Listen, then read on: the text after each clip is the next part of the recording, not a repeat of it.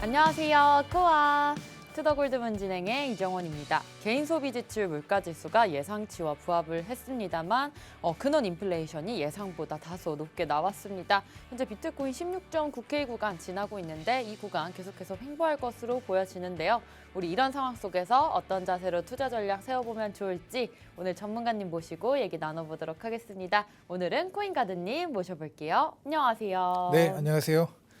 네, 반갑습니다. 투더골드문 코인가드 전문가입니다.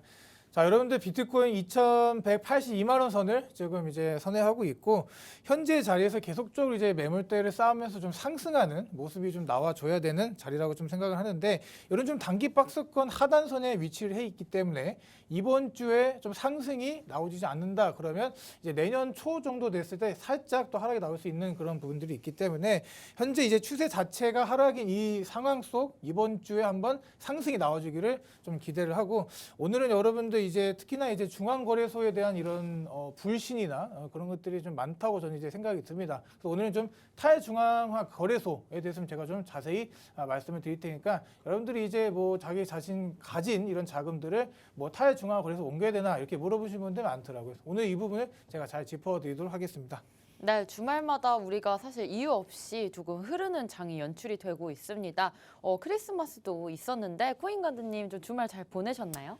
네, 저 크리스마스 잘 네. 보냈고 이제 저는 싸이 콘서트에 다녀왔거든요. 와, 네, 진짜요? 되게 네. 재밌더라고요. 새벽 한 5시, 4시까지 이제 막 쉴 새 없이 이게 네. 놀고 왔는데 여러분들도 좀 크리스마스 잘 보내셨나요? 크리스마스? 네, 저도 크리스마스 잘 보냈습니다. 맛있는 거 먹고 네. 잘 보내셨을 것 같습니다. 날씨가 추웠는데 좀 장도 살짝 얼어붙은 것 같긴 해요. 산타가 아직 안 왔나요? 그러니까 이제 크리스마스 끝났는데 그죠? 네, 산타도 네. 뭐 추워서 안 왔다 이런 말도 있고 지금 현재 네. 장세가 뭐 그렇게 막 크리스마스 계속적으로 이제 뭐 오르지도 않았고 내리지도 않았고 뭐 유지만 해줬기 때문에 제가 말씀드린 것처럼 이번 주에는 좀 상승이 나와줘야 된다 이렇게 네. 제가 말씀을 드리도록 하겠습니다.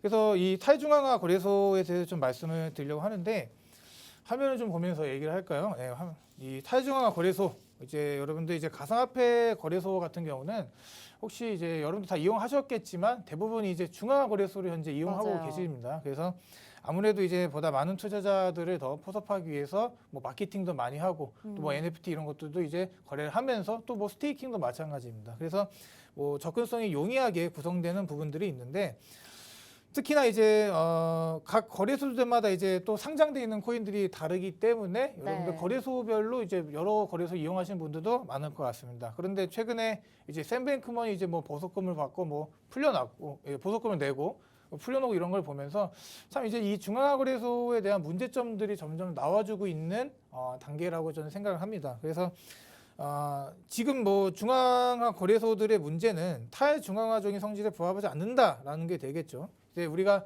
블록체인 이런 기술들이 만들어지고 비트코인의 기술력 이런 것들이 대부분이 이제 베이스드 어떻게 보면 이제 탈중앙화라고 좀 보는데 지금 이런 부분들이 전혀 지켜지지가 있고 있지 않습니다. 대부분 다 힘 있는 사람들에 의해서 이제 지금 시장이 굴러가고 있고 우리 주식시장도 마찬가지로 지금 이렇게 흘러가고 있기 때문에 여러분들이 이제 지금 이제 중앙화 거래소 이외에 다른 거래소, 탈중앙화 거래소라는 이제 덱스 거래소가 이제 사람들이 이제 입방안에 좀 나오고 있는 상황이라고 좀 보시면 될 것 같습니다.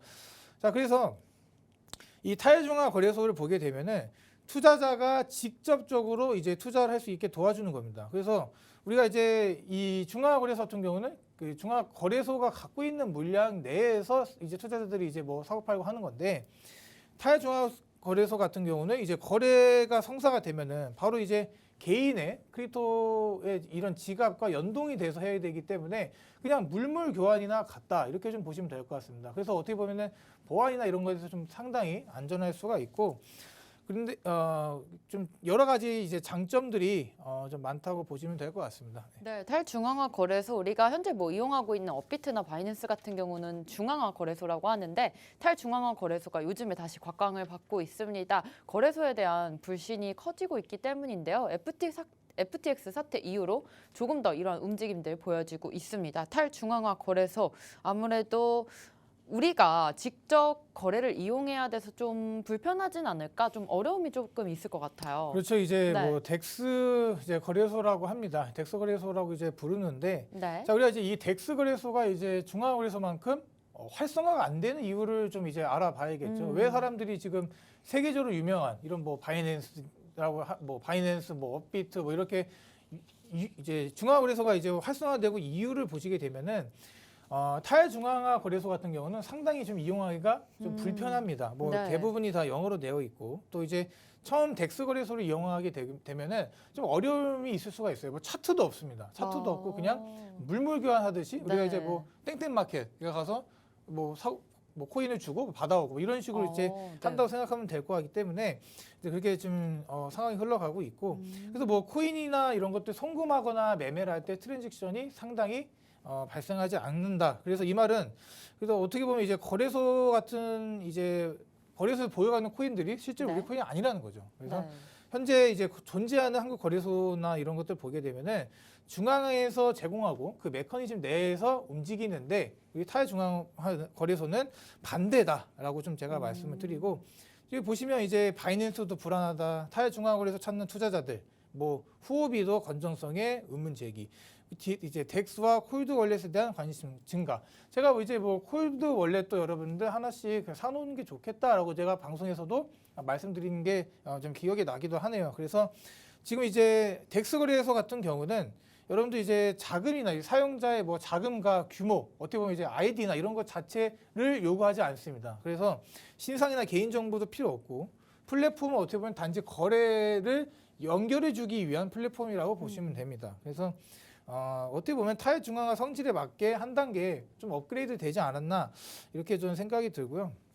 뭐 보안적인 면에서도 이 덱스 거래소가 상당히 안전하겠죠. 그래서 이제 블록체인 기술을 활용하기 때문에 그 중앙화 거래소 같은 경우는 뭐 서버나 이런 것들이 해커로부터 이제 해킹당하게 되면은 그 안에 이제 자산에 있는 손실을 입을 수가 있는데 네. 타일 중앙화에서는 그럴 일이 없다. 이제 이렇게 좀 말씀을 드립니다. 그래서 뭐 중앙 서버도 없고 우리가 이제 중앙 서버에 있는 뭐 노드들이 있을 거 아니에요. 그럼 네. 노드들을 동시에 해킹해 버릴 수도 없고 그렇기 때문에 여러 가지 좀 장점들이 있고 수수료도 지불하지 않아도 됩니다.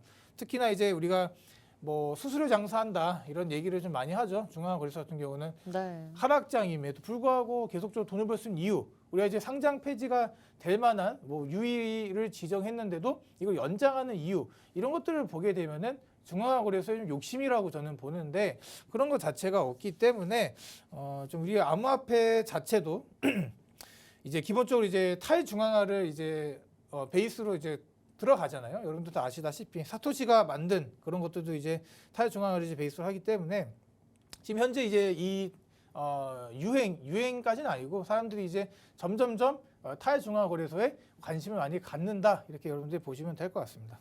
네, 탈중앙화 거래소의 장점도 여러 가지가 있을 것 같은데요. 현재 스마트 컨트랙트 기능을 제공하는 오픈소스 기술이 큰 장점이 될 것 같습니다. 개인 간의 거래를 지원을 하고 있습니다. P2P 서비스이고요. 하지만 우리가 어떤 마켓에서 구매하는 것처럼 차트도 없이 그냥 개인 간의 거래이기 때문에 이런 것은 좀 단점으로 좀 볼 수가 있겠습니다.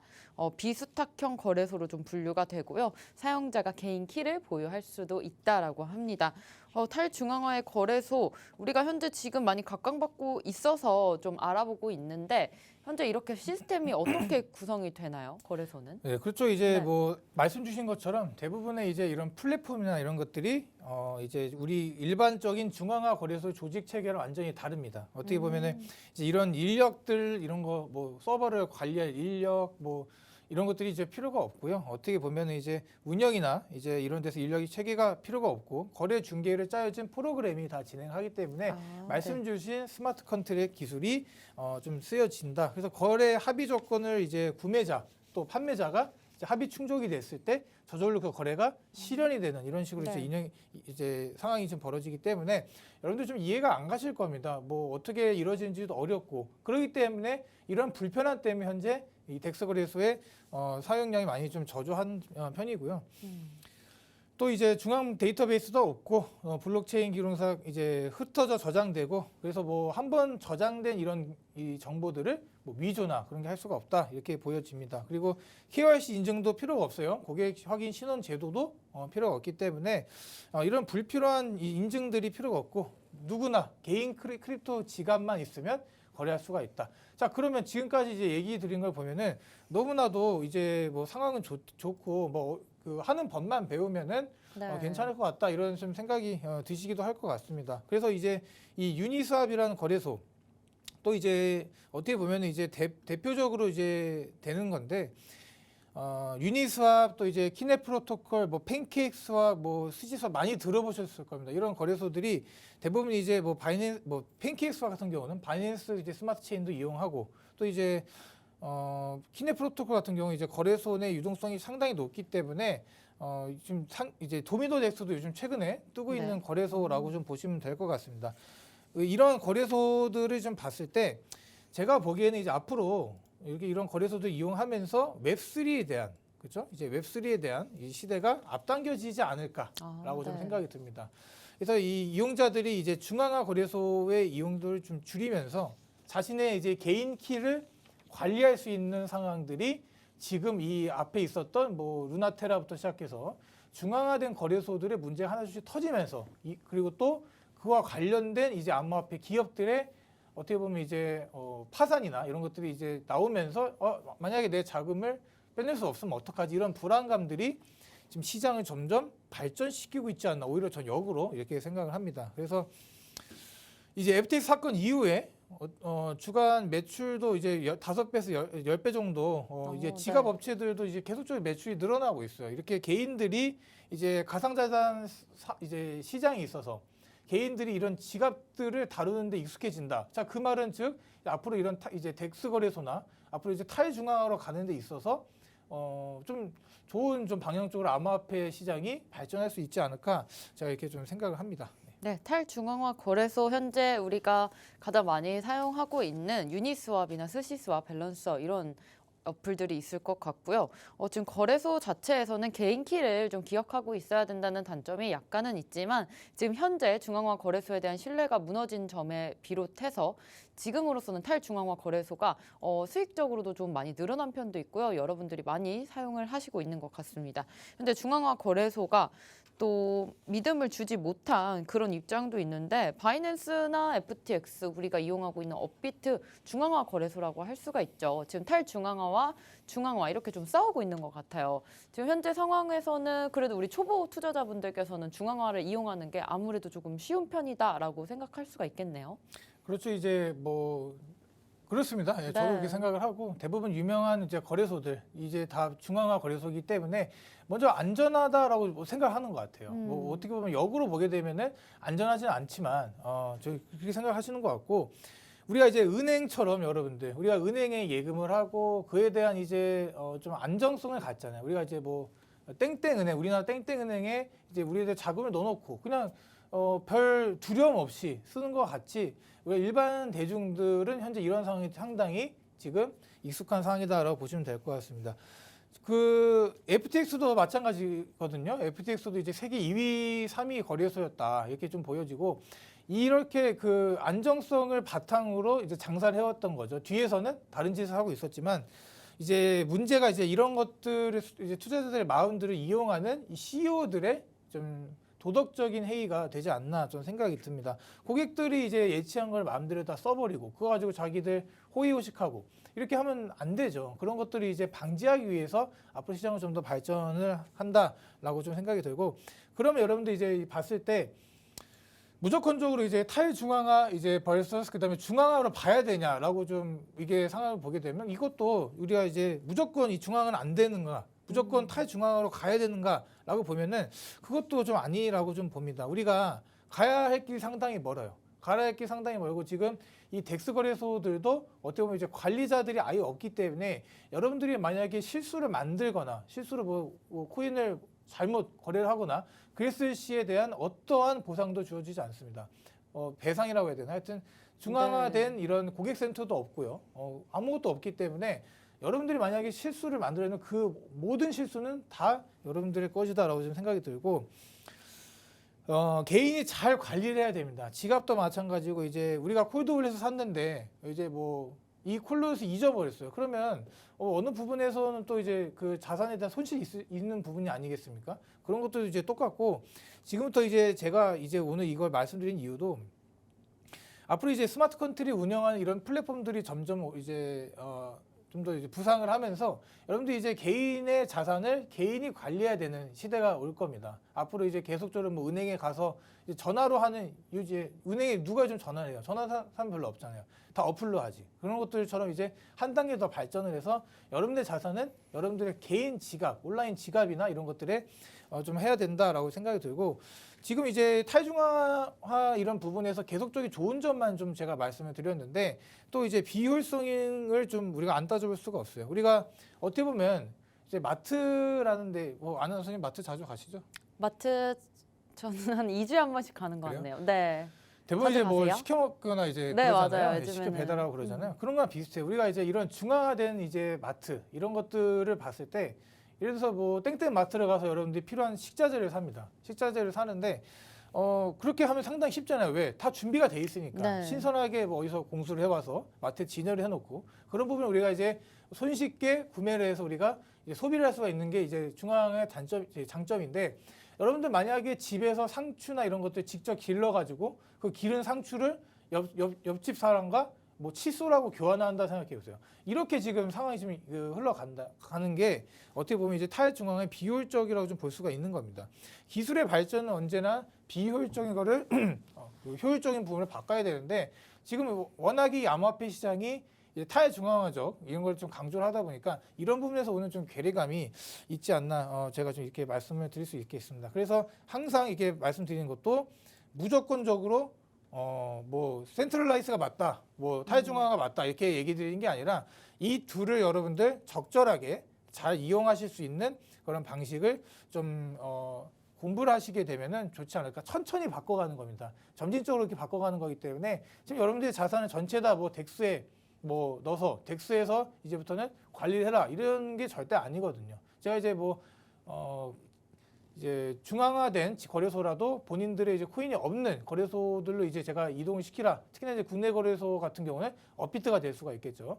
그렇게 업비트 같은 경우 이제 옮겨서 여러분들의 자산을 좀 분배시켜라. 개인 지갑에도 좀 넣고 이제 뭐 이게 중앙에서 넣고 이렇게 좀 분배시켜라라고 말한 것처럼 여러분들 이렇게 천천히 좀 바꿔 나가시면 되지 않을까, 이렇게 제가 말씀을 드리도록 하겠습니다. 네, 일부에서 탈중앙화 거래소와 중앙화 거래소에 대해서 얘기 나눠봤습니다. 중앙화 거래소는 지금 현재 우리가 많이들 이용하고 있는 거래소라고 생각하시면 좋을 것 같습니다. 하지만 우리가 자산에 접근이 가능하기 때문에 FTX 사건처럼 이렇게 불순한 의도가 가지고 좀 이렇게 파산을 하는 거래소들도 많기 때문에 이러한 부분은 좀 위험한 것 같습니다. 현재 중앙화가 낮다, 탈중앙화가 낮다 이런 것들을 얘기하려고 오늘 물어본 것보다는 지금 현재 시장에서 우리가 어떻게 좀 똑똑하게 투자를 해봐야 될지 차원에서 좀 탈중앙화 거래소와 중앙화 거래소에 대해서 얘기 나눠봤고요.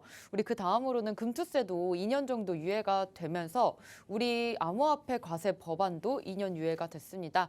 벌써 3차례나 연기가 됐다고 하는데 아무래도 투자자에 대한 보호가 확실하게 없는 상태에서 세금부터 걷기에는 사실 무리가 좀 있어 보입니다. 이 부분 좀 가드님 어떻게 보시나요? 그래서 참 뭐 다행이죠. 네. 뭐 당연한 건데 다행이라고 맞아요. 말하는 게 좀 어이가 없긴 한데, 자 일단은 2023년에 대한 이제 코인 과세에 대한 얘기가 상당히 많았습니다. 그래서 당장 내년부터 코인을 과세를 한다 이런 얘기가 나오는 만큼 이제 상황이 이렇게 좀 좋게 흘러가지는 않았었는데, 일단 2년 늦추기로 합의가 됐어요. 합의가 확실히 됐고 이제 2025년부터 이제 될 가능성이 높은데, 대부분 이제 2023년부터 만약에 시행하더라도 여러분들 지금 투자하고 계신 계좌 열어보시게 되면은 대부분의 지금 수익률이 마이너스일 겁니다. 그래서 뭐 선물 투자를 해서 수익이 났다라고 하는 부분들도 지금 다 어디에 있죠? 해외 거래소에 있습니다. 그렇기 때문에 그런 부분들을 지금 굳이 무리를 해서 과세를 하는데 여러분들 뭐 얻을 게 없어요. 얻을 게 없기 때문에 정부에서도 지금 어쩔 수 없는 선택을 내리지 않았나 이렇게 생각이 듭니다. 결국 여러분들 지금 국내 거래소에서 뭐 거래가 되는 그 부분만 이제 우리가 뭐 예를 들어서 세수 창출을 한다 해서 하게 되면은 여러분들 이런 유동성들은 다 해외로 빠져나가게 됩니다. 그래서 결국에는 해외 여러 서비스들, 여러 거래소들에 들어가 있는 그것들을 수익이 나왔을 때 어떻게 우리가 과세를 해야 될지가 이제 숙제인데, 그런 것들을 이제 증명을 해줄 주체가 없는 건 사실이에요. 그래서 여러분들 만약에 에어드랍 받은 거는 뭐 어떻게 할 겁니까? 에어드랍 받은 거를 해외에서 거래소 사고 있는 코인인데 네. 에어드랍 받았어요. 그 에어드랍 받은 코인을 뭐 세금을 내라고 하면 여러분들 이거 받아들일 수 있습니까? 못 받아들이죠. 네. 그래서 대부분의 이제 2025년이 되기 전에 한번 이제 현금화를 많이 하지 않을까라고 좀 생각이 들고, 이런 문제들을 어떻게 좀 해결해 나갈지 전혀 방침이 나와 있지 않기 때문에 네. 2년이나 되는 시간을 조금 미뤄둔 것 같아요. 그래서 뭐 소득이 있는 곳에는 여러분들 과세가 있는 건 저는 맞다고 봅니다. 근데 투자자 보호가 없는 과세, 그냥 뭐 어떻게 보면 이제 탁상 행정책이라고 좀 그런 게 부분들이 보여지는 거죠. 네. 그런 과정들을 이유 없이 이제 과세를 해야 되는 것도 사실 큰 문제가 더 발생할 수 있었는데 다행히 지금 양 당에서 이제 합의를 한 것 같습니다. 그래서 제가 보기에는 이제 그냥 뭐 정치인들의 어떻게 보면 이제 표심을 얻기 위한 좀 상황이라고 좀 보여집니다. 굳이 여기서 과세를 해서 여러분들을 뭐 안 좋게 만들 필요는 없다라고 생각이 들고요. 그래서 이제 소득세 법이나 이런 것들을 보더라도 가상자산을 양도하거나 대환하면서 발생한 소득을 가상자산 소득이라고 이제 이게 나와 있죠. 이런 부분들을 이제 뭐 어떻게 보면은 월 이제 250만 원 이하까지는 네. 이제 어떻게 보면 세금을 납부할 세금이 없고 그 이후로 갔을 때 이제 20% 정도의 세금을 낸다라고 제가 저번 방송 좀 꽤 된 것 같은데 이제 이렇게 말씀을 드렸기 때문에 세율이 뭐 20%다 이런 것들이 뭐 지금은 중요한 게 아니기 때문에 일단 이렇게 보시면 될 것 같고, 일단은 제가 보기에는 법이 완벽하게 이제 마련되지 않았고, 두 번째는 어떻게 보면은 자금의 이탈 이런 것들이 우려가 됩니다. 이제 해외로 국내 거래할 수 있는 이런 유동성들이 해외로 좀 빠져나갈 수도 있기 때문에 이런 부분도 잘 한번 어떻게 머리를 잘 짜보시길 좀 정부 측에 좀 제가 말씀을 드리는 거고, 또 어떻게 보면 이제 코인 투자의 연령대를 보게 되면은 대부분이 청년층이에요. 뭐 노년층보다도 확실히 청년층들이 많기 때문에 청년층들을 특히나 이제 많은 세수를 거둘 수가 있겠다. 그래서 그런 부분들이 어떻게 보면 이제 경제적 약자라고 봐야겠죠. 우리가 보통 20, 30, 40, 50대를 보게 되면은 경제적으로 이제 약자인 부분들이 뭐 20, 30대일 수밖에 없잖아요. 그런 부분들도 한번 잘 고려를 해보실 필요가 있다. 자, 이렇게 좀 말씀을 드리도록 하겠습니다. 네, 비트코인 과세에 대한 유예가 한 차례 더 시행이 됐습니다. 업권법이라고 하는 가상자산 관련법이 없고 또 과세 시스템이 아직 미비하다는 판단이었습니다. 현재 2021년부터 원래 10월에 시작하려던 가상자산 과세를 계속해서 한 3차례 정도 미뤄왔던 것 같고요. 아직 보호제도가 부진한 상황 속에서 과세를 추진한다는 것은 부적절하다라는 취지에서 지금 현재 이루어졌습니다. 코인도 금투세와 같이 2년 정도 유예가 되면서 투자자분들이 잠깐 한숨을 놓을 수 있는 계기가 된 것 같습니다. 우리 그 다음으로는 베네수엘라 화폐에 대해서 얘기해 볼 건데요. 현재 볼리바르 달러 정말 아무런 가치가 없어졌다고 합니다. 그 암호화폐에 대해서 페트로라는 것을 만들어내면서 어떻게 좀 발전을 다시 해볼까, 다시금 일어설 수 있을까라고 생각했는데 베네수엘라 지금 현재 상황 어떤가요? 좀 말씀 주신 것처럼 이제 뭐 페트로라는 암호화폐도 이제 만들고 베네수엘라도 뭐 노력을 안 한 건 아니지만 굉장히 지금 잘못된 정책으로 가다가 지금 이렇게 네. 뭐 완전 부유한 나라에서 이렇게 지금 이런 추락이었습니다. 우리나라랑 완전 반대죠. 우리 이렇게 가난했던 나라가 급상승한 거랑 베네수엘라 부유했던 나라가 이게 급하락하는 이런 문제가 어떻게 보면 이제 정치적인 문제이지 않았을까로 좀 생각이 들고요. 지금 뭐 학교 교사가 한 달치 월급으로 살 수 있는 게 계란 12개랑 이제 치즈 한 900g 정도 된다고 합니다. 그래서 생닭 한 마리도 사는데 이런 돈을 가져가야 되고 뭐 휴지도 마찬가지로 엄청난 하이퍼 인플레이션이 일어났기 때문에 지금 현재 이 암호화폐로 이 달러 지배하에서 지금 벗어나려는 노력을 하고 있습니다. 그래서 지금 이런 부분들이 좀 잘 해결이 좀 됐으면 좋겠고, 암호화폐 정도로 올 수밖에 없어요. 얘네들은 아무런 선택지가 없습니다. 그래서 이렇게 점점 이제 암호화폐 쪽으로 이제 가난한 나라일수록 이제 많이 눈독을 들이고 있다. 그렇기 때문에 이 시장이 뭐 이런 나라들 때문에 시장이 상승한다라고 말씀드리는 게 아니라 점점 이런 범위들이 넓어질 거예요. 그래서 베네수엘라 말고도 어떻게 보면 엘살바도르도 마찬가지죠. 엘살바도르도 이제 법정 통화로 이제 최초로 이제 진행을 했고, 뭐 서비스업 비트코인으로 세금 납부도 가능하게 만들어 놓은 나라입니다. 그래서 이 정기적으로 비트코인을 계속적으로 매집하고 있는 이제 엘살바도르도 현재 지금 비트코인 가격이 내려갔기 때문에 지금 뭐 대통령을 향한 비난이나 이런 것들이 커지고 있긴 하지만 그런 부분 뭐 비트코인 시티도 이제 만든 만큼 이제 여러 움직임들은 변하고 있고 여기 보시면 이제 브라질도 마찬가지입니다. 브라질도 결제 합법화 이제 진행이 되고 있고 또 이제 유럽에서도 이제 지자체가 가상화폐를 이제 추진하는 움직임 볼 수가 있습니다. 이제 뭐 스위스도 마찬가지죠. 스위스도 뭐 작은 마을에서도 맥도날드에서 이제 비트코인으로 결제할 수 있게 만드는 그 방식을 하고 있기 때문에 여러 가지로 이제 암호화폐에 대한 유통을 앞으로 계속적으로 가속화가 될 겁니다. 이제 이런 가난한 나라부터 시작돼서 이제 점차 이제 올라올 것이고 그런 부분들이 지금 시장은 어려워도 이제 장기적으로 보게 되면은 좀 좋은 방향으로 이루어지지 않을까라고 생각이 듭니다. 여기도 보시게 되면은 국가별 암호화폐 규제를 하는 데 있어서 대부분의 나라들이 합법, 그래도 일부 규제, 이제 금지를 하는 나라들이 별로 없단 말이에요. 이게 금지를 하는 나라들도 이제 중국이라고 해서 뭐 계속적으로 금지할까요? 저 나중에 이제 중국이 이 CBDC를 퍼뜨리고 싶은 이런 욕망 때문에 이런 건 알겠는데 이런 암호화폐 기술들을 절대 버리고 갈 수 없는 시장 이제 상황들이 분명히 올 겁니다. 그때 이 중국들이 뭐 이런 금지하고 있는 나라들조차도 다 이제 합법으로 다 변하지 않을까 이렇게 좀 생각이 듭니다. 상당히 많은 나라들이 받아들이고 있죠. 이 지구촌에서 많은 나라들이 벌써 받아들이고 있기 때문에 이 시장을 절대로 그냥 한 번에 무너뜨리기라는 여러분들 거의 불가능하다라고 좀 말씀을 드리고 여기도 보게 되면 이제 공표 탐욕 지수잖아요. 공표 탐욕 지수가 계속적으로 최근 3년간의 이제 자료를 제가 좀 가져왔는데 현재는 이제 이런 극심한 공포 구간에 있다고 보시면 됩니다. 계속적으로 이 아래 구간에서 유지했을 때가 여러분들 저점인 경우가 상당히 많았는데 대충 눈대중으로 봐도 지금 이 그래프를 보시더라도 계속적으로 이렇게 밑에 부분에 위치하고 있잖아요. 그래서 다시금 시장이 이게 환희로 바뀔 수 있는 시장이 온다. 여러분들이 이렇게 아시면 될 것 같습니다. 그래서 마무리하도록 할게요. 네. 네, 지금 현재 국가별 암호화폐 상황도 살펴봤습니다. 베네수엘라가 현재 페트로를 사용을 하면서 좀 탈피하려는 국가적인 재난, 그런 경제 위기를 탈피하려는 모습이 보이고 있고요. 지금 브라질로서는 암호화폐도 또 결제 수단으로 합법화를 진행을 했습니다. 현재 브라질 대통령의 암호화폐 결제 허용하는 법안에 서명을 한 것으로 보여집니다.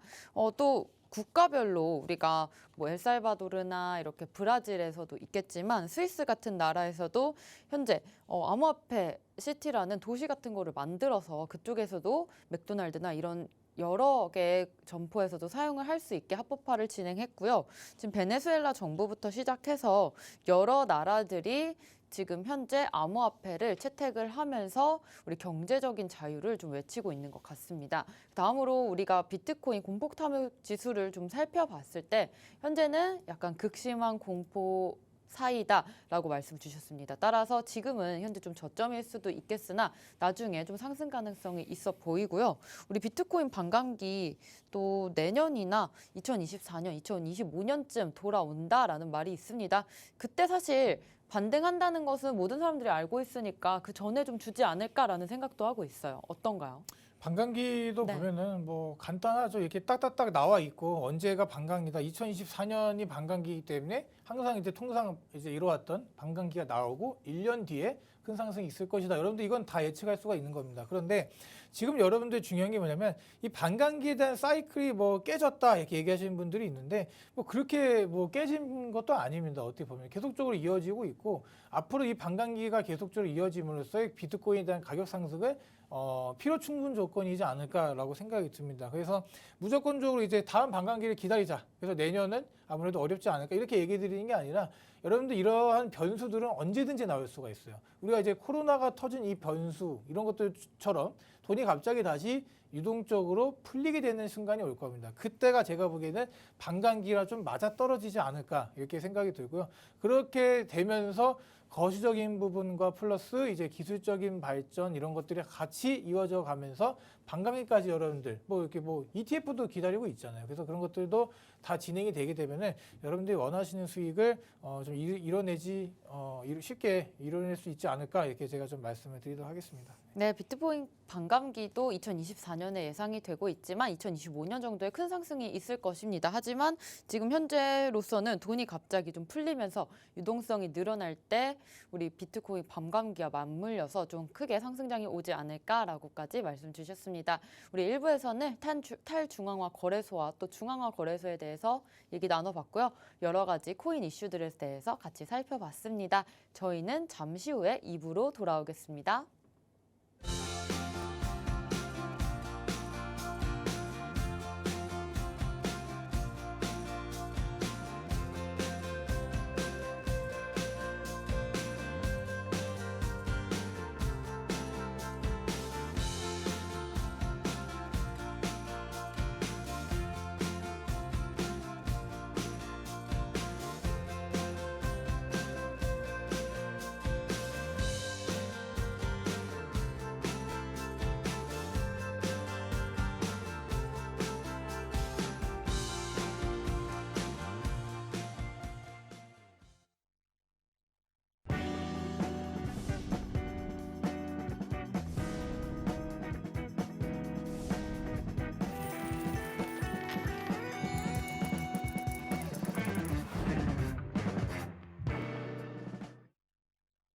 네, 2부에서는 지금 현재 중요한 코인들 몇 가지 차트와 같이 살펴볼 텐데요. 첫 번째로는 이더리움 코인, 두 번째로 메탈 코인, 세 번째로는 비트코인 살펴보겠습니다. 우선 이더리움 같이 살펴보겠습니다.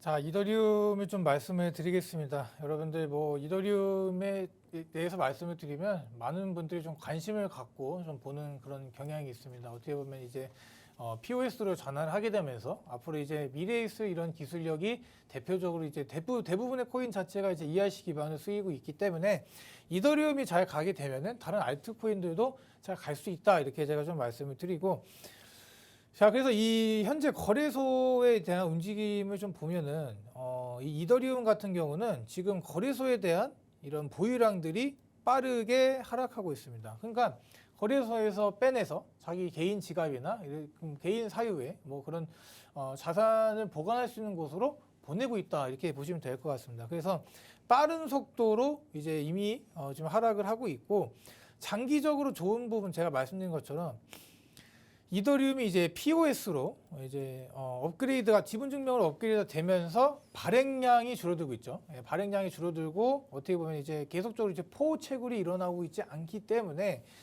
투자자들도 이더리움을 믿고 장기적으로 투자를 해보겠다라고 하면서 지금 많은 양의 이더리움을 거래소 밖으로 지금 빼내고 있는 모습이 보여지고 있습니다. 그래서 이더리움을 보게 되면은 이더 가격을 좀 볼게요. 이 가격이 이제 좀 이렇게 보면은 뭐 잘 버틴 것 같이 보이지는 않는데, 다른 알트코인들에 비해서는 그래도 어느 정도 잘 버텨주고 있는 모습을 보여주고 있습니다. 뭐 이더리움 가격이 이제 최저점을 막 크게 막 하회하거나 이렇게 내려간 부분이 아니기 때문에 내년 상반기나 이제 뭐 어려운 것들을 다 좀 겪어내고 지나가게 되면은 알트코인과 더불어서 좀 이제 상승이 좀 나오지 않을까, 이렇게 생각이 드는데, 지금 우리가 이제 고려를 해봐야 될 게 뭐냐면, 지금 이 상황에서 만약에 이더리움이 이제 덤핑이 나온다, 그러니까 이제 하락에 나온다라는 부분에서 비현실적으로 이제 가격을 떨어뜨릴 만한 이슈가 뭐가 있을까를 여러분들이 좀 보셔야 되는데, 제가 보기에는 이런 것들은 좀 해킹의 이슈가 될 수가 있습니다. 아니면 이제 대형 이런 업체들이나 이런 것들이 이더리움이 좀 이제 대형 업체들 파산이 나오면서 그에 대한 이제 이더리움의 덤핑 현상, 또 다른 알트코인도 같이 내려갈 수 있는 이런 상황들이라고 좀 보여지는데, 지금 뭐 루나 사태도 그렇고 FT 사건을 이제 나왔지만 다른 코인에 비해서는 뭐 회복력이 그렇게 좋지는 못해요, 솔직히. 그런데 잘 버티는 모습을 보여주고 있습니다. 그래서 지금 이런 상황에도 마이클 세일러가 나와서 얘기를 하고 있죠. 비트코인 뭐 러버죠. 비트코인밖에 없다, 포우가 최고다라고 이제 외치는 마이클 세일러도 지금 나와서 이제 이더리움은 뭐 붕괴를 한다, 이제 붕괴를 할 수밖에 없다, 이렇게 얘기를 하고 있거든요. 그래서 비트코인 이제 맥시멀 리스트들이 이렇게 얘기를 하는데, 왜 이렇게 얘기를 할까라고 보면은 얘네들은 POW, 그러니까 이제 작업 증명 방식만을 이제 상당히 좋게 생각하고 있습니다. 예, POS 부분에 있어서는 채굴 방식이 어떻게 보면 POW 채굴 방식을 이제 채택하고 있는 코인일수록 앞으로 가면 갈수록 안전하다라고 제가 얘기를 하고 있는 건데 어떻게 보면 이제 이 중앙화된 이 부분을 좀 꼬집는 게 아닌가라고 좀 생각이 들어요. 그래서 탈중앙화적인 부분, 제가 아까 중앙화에서 말씀드린 이유도 이런 부분들을 엮어서 말씀드릴 수 있기 때문에 이렇게 말씀드린 거고 채굴 방식에서도 이제 전기 에너지 지속적인 사용이 필요한 단점들도 있겠죠. 포 같은 경우도. 그래서 지금 이 중앙화된 이 부분들을 상당히 많이 꼬집는 것 같습니다. 이제 이더리움 하면 누구죠? 이제 비탈릭 부테린이잖아요. 비탈릭 부테린이 상당히 비탈릭 부테린한테 뭐 안 좋은 일이 생기거나 뭐 예를 들어서 누가 제가 계속 얘기 드리면 비탈릭 부테린한테 뭐 총을 겨누거나 뭐 이렇게 되게 되면은 이더리움이 원하는 대로 움직일 수밖에 없어요. 그래서 네. 그 부분들이 지금 뭐 공권력이나 뭐 외부의 엄청난 악재들이 아닌 이상은 뭐 비탈릭 부테린 자체가 제가 보기에는 뭐 다른 뭐 코인의 CEO나 이제 뭐 샘 뱅크먼처럼 뭐 돈만을 쫓는 사람은 아니라고 생각이 드는데 혹시나 그런 사람이 마음이 변해버리면 이더리움도 좀 위험하지 않을까 이렇게 생각이 듭니다. 그리고 또 이제 암호화폐 시장도 보게 되면은 제가 얼마 전에 이 마약에 대한 얘기를 좀 갖고 온 것 같아요. 마약 거래를 어떻게 보면 이제 한국에서 지금 현재 마약에 대한 이런 전쟁을 막 치르려고 하고 있잖아요. 그런 부분들을 보게 되면은 마약과의 전쟁이 이제 벌어지게 되면 암호화폐를 거래했다. 대부분이 이제 거래되는 게 비트코인 아니면 이더리움입니다. 그래서 그런 부분들도 현재 우리가 이제 미국의 규제에 같이 이제 맞춰서 가능한 이제 지나가지 않을까 이렇게 생각이 들고 시중에 있는 이제 코인들 대부분 알트코인들 ERC 기반으로 흘러가기 때문에 현재 우리가 이제 이더리움을 보게 되면은 이더리움이 살아나야 됩니다, 여러분들. 이더리움이 여기서 제가 이제 이 FTX 거래소 사건이 터지고 샘 뱅크먼이 바하마로 빼돌렸던 코인들을 이더리움에 바꿔서 팔 수가 있다. 그래서 덤핑이 나올 수 있다. 이렇게 제가 말씀드렸던 적이 제가 기억이 나는데 상당히 방어력이 좋았어요. 그래서 이런 방어력들을 계속적으로 이어져 가주면 좋겠다 이렇게 좀 생각이 들고 이더리움을 봤을 때 지금으로 이제 차트를 좀 보게 되면은 이렇게 보게 되면 또 상승 추세를 이어주고 있어요.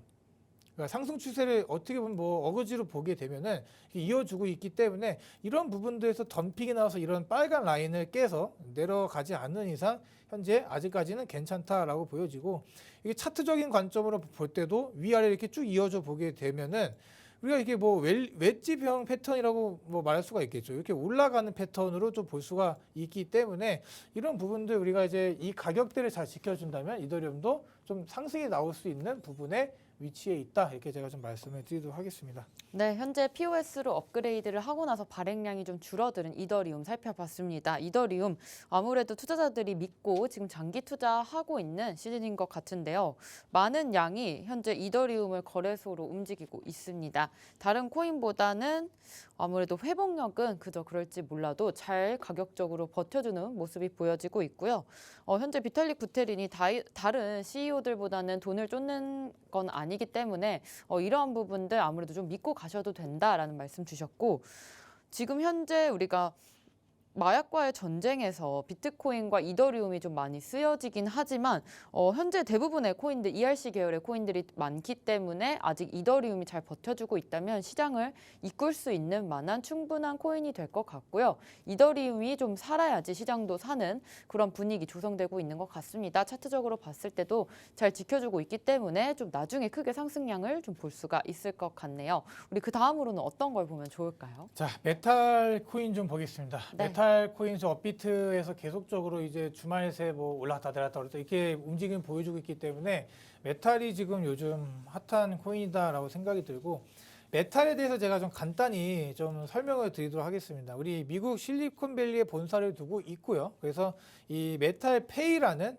이제 메탈페이를 좀 보게 되면은 유저가 이제 송금을 하거나 어떤 거에 대해서 뭐 구매를 하긴 결제를 진행하면은 일정 비율의 메탈을 지급받는 그런 시스템을 가지고 있습니다. 그래서 메탈페이 같은 경우 이제 한 65종 이상의 코인과 여태 달러를 좀 이제 지원하고 수수료 없는 이런 전송에 대한 이제 앞을 이제 달려나가는 상황이라고 좀 보시면 될 것 같습니다. 그래서 이렇게 나라들을 보더라도 현재 뭐 미국과 유럽 대부분의 지역에서 이제 사용이 가능하고요. 메탈페이 신용카드도 나오고 있고 소비 지출을 하면은 크립토커런시의 보상을 받는 이렇게 뭐 상황으로 좀 흘러가고 있는 것 같습니다. 그래서 계속적으로 이런 서비스의 범위를 확대해 가고 있고요. 메탈페이나 토큰 같은 경우도 현재 지금 꾸준히 사용처들, 그러니까 유저들을 조금씩 끌어오고 있다 이렇게 보시면 될 것 같습니다.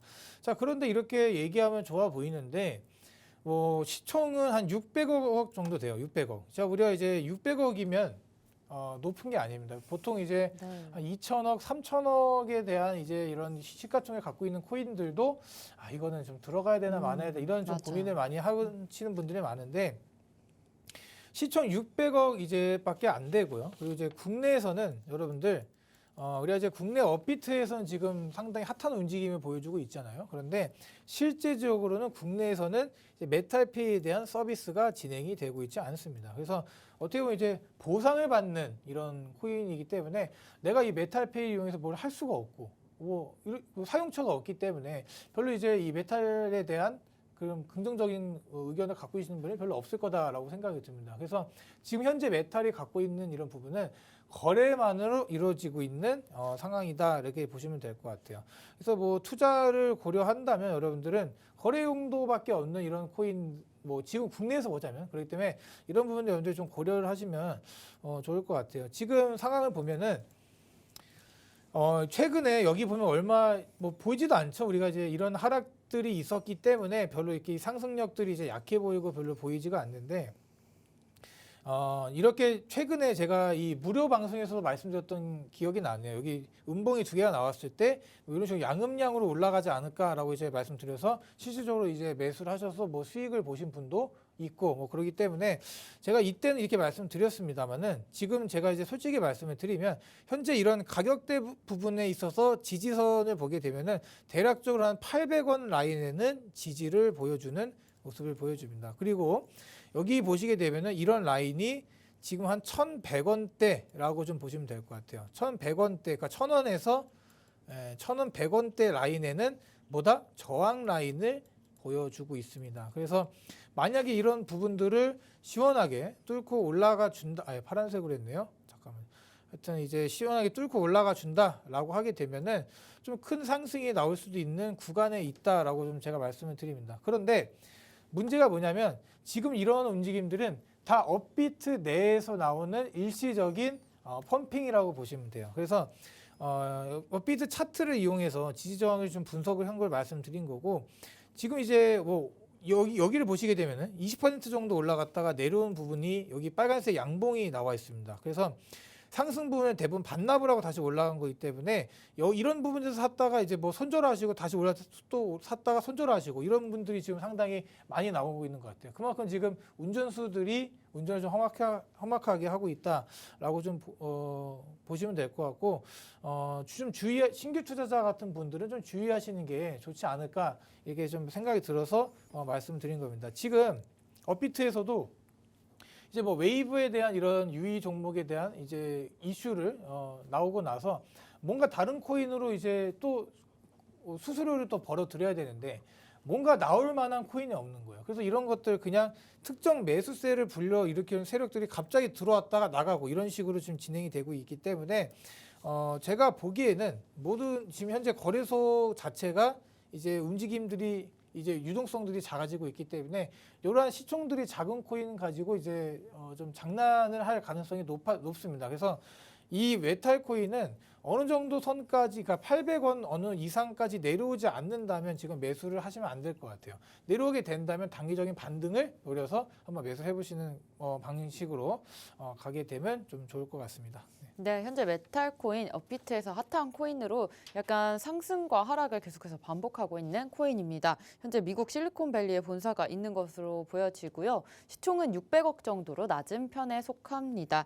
따라서 이번에 차트적으로 봤을 때 음봉이 2개 나왔고 양음양 패턴으로 가지 않을까 했는데 가든님께서 정확히 맞춰주셔서 타점 잡으신 분들도 많다라는 말씀도 주셨고요. 지금 현재 800원에 지지선이 확실하게 있다고 보고 있습니다. 1,000원에서 1,100원대 라인이 저항이 있으니까 이 부분으로 짧게 먹고 가시는 것을 추천드리겠고요.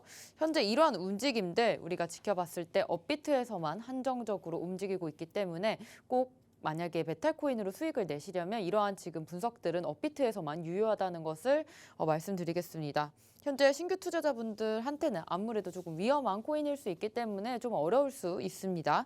지금 웨이브 이슈 후에 업비트나 다른 거래소들이 이렇게 거래소의 수수료를 좀 벌기 위해서 다른 펌핑하는 코인들이 몇 개 나오고 있으니까요. 그런 것들 코인가드님께서 계속해서 짚어주실 겁니다. 우리 다음으로 마지막 비트코인 같이 살펴보고 갈게요.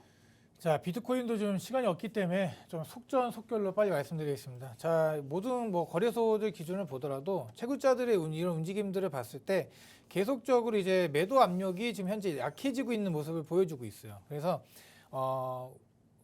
여기 보시게 되면 비트코인 가격이 높았을 때 채굴자들이 거래소로 보내는 이런 트랜잭션들이 많이 늘어났다. 그러니까 이때 팔려고 여러분들 이때 팔려고 들어왔던 거기 때문에 지금 여러분들 그 상황이 반대이기 때문에 지금 여기서 여러분들이 전혀 패닉을 가질 필요가 없다라고 생각합니다. 트랜잭션 충분히 감소를 했고 과거 약세장의 바닥 근처까지 이제 낮아지게 되면은 비트코인도 이런 궁방에서 바닥을 한번 보여주지 않나. 그러니까 거의 다 온 거죠. 예, 거의 다 온 거라고 여러분들이 이런 기본적인 자료만 보더라도 예측을 할 수가 있을 것 같습니다.